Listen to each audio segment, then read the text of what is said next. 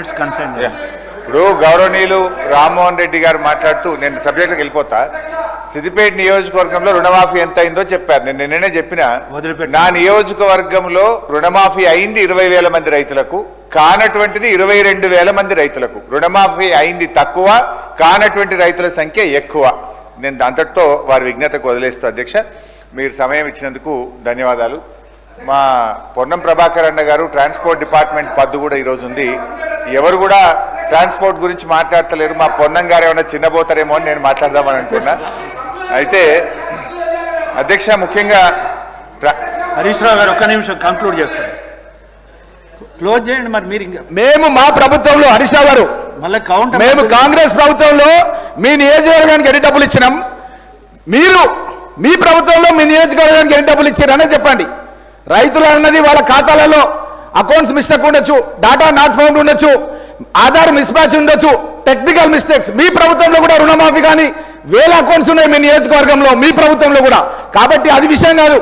Subject ఏంటంటే మీ నియోజకవర్గానికి ఎన్ని కోట్ల రూపాయలు కాంగ్రెస్ గవర్నమెంట్ లో వచ్చినాయి,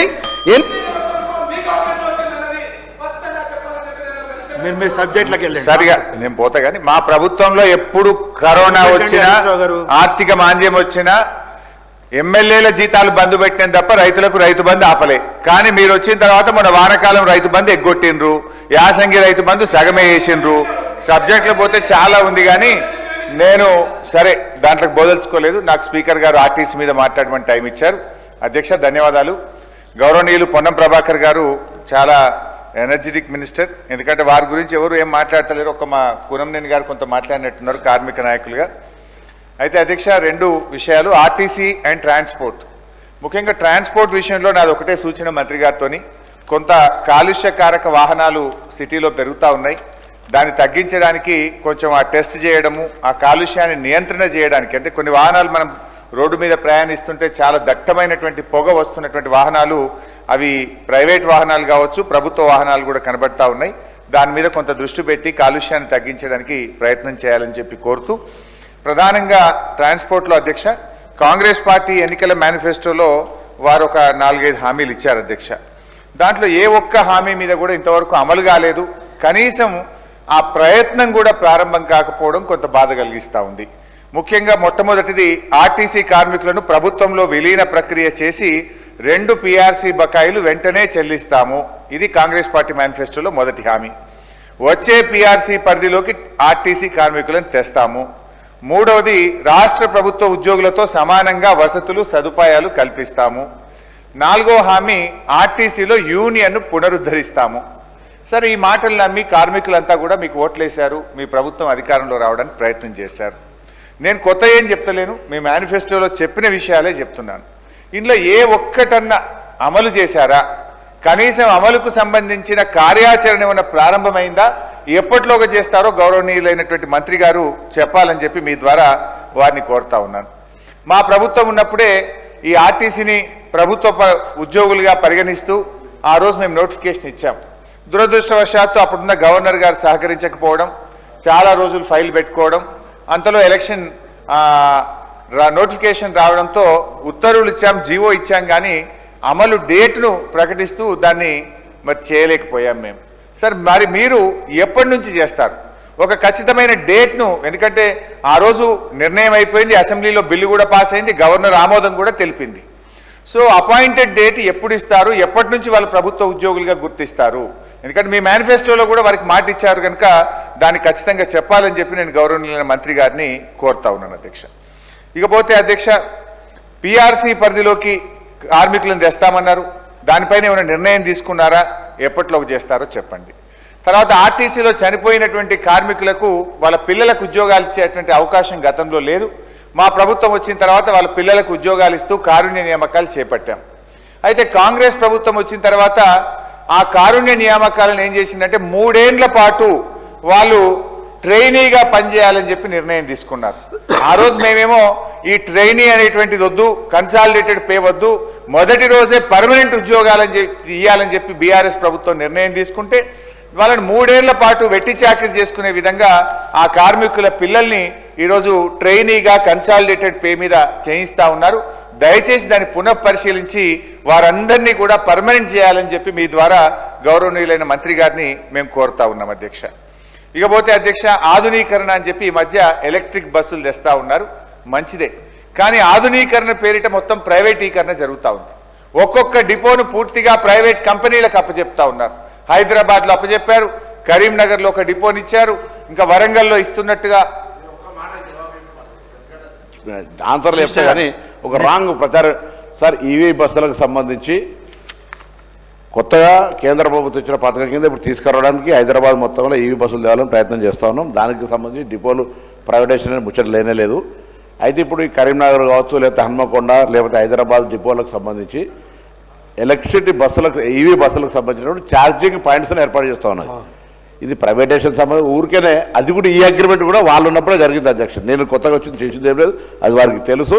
జస్ట్ వారు మరి రాంగ్ అప్రహెన్షన్ క్రియేట్ చేద్దని చెప్తాను గౌరవ సీనియర్ సభ్యులు. అంటే ఒక్కొక్క డిపోను పూర్తిగా ప్రైవేట్ వాళ్ళకి అప్పచెప్తూ ఈ మధ్య మీరు ఇస్తున్నారు.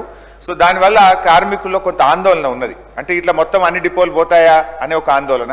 ఇప్పుడు హైదరాబాద్లో డిపోలు అప్పచెప్పిన తర్వాత హైదరాబాద్లో పనిచేస్తున్న కార్మికుల్ని జిల్లాల్లోకి ట్రాన్స్ఫర్ చేస్తున్నారు.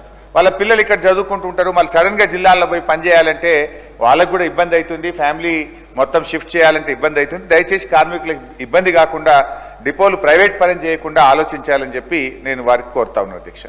మహాలక్ష్మి పథకం పెట్టారు, చాలా సంతోషం. దాన్ని మేము ఆహ్వానిస్తున్నాం, అభినందిస్తూ ఉన్నాం. దాంట్లో రెండో అభిప్రాయం ఏం లేదు.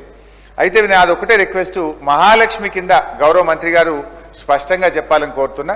ప్రతి నెల ఎంత చెల్లించాలి, ఇప్పటి వరకు ఎంత చెల్లించారు, ఇంకా ఎంత రాష్ట్ర ప్రభుత్వం ఆర్టీసీకి బకాయి పడి ఉంది. నాకు తెలిసి దాదాపు 1000 కోట్లకు పైగా రాష్ట్ర ప్రభుత్వం ఆర్టీసీకి ఇవ్వలేదు. ఇవ్వకపోవడం వల్ల ప్రతి నెల కూడా ఆర్టీసీ కార్మికులకు జీతభత్యాల విషయంలో చాలా ఇబ్బంది జరుగుతూ ఉంది.